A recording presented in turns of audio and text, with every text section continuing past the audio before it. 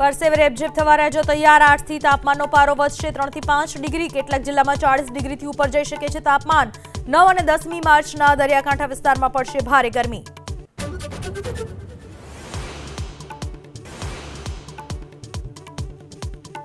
સુરેન્દ્રનગરના થાનમાં મગફળીનું ગોડાઉન આગથી ભસ્મીભૂત દિલીપ સંઘાણીએ ગણાવી કૌભાંડની આગ નાફેડના ચેરમેન જેઠા ભરવાડે કહ્યું માત્ર નાફેડ નહીં ગુજકો માસોલની પણ હોય છે ખરીદીની જવાબદારી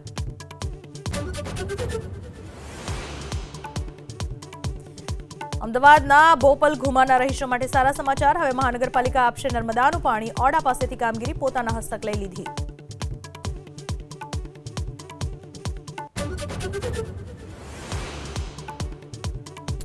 આજથી પીએમ મોદી 2 દિવસના દક્ષિણ ગુજરાત પ્રવાસે સેલવાસને નમો હોસ્પિટલ સહિત 2,500 કરોડથી વધુના વિકાસ કાર્યોની આપશે ભેટ સુરતમાં રોડ શો બાદ સંબોધશે સભા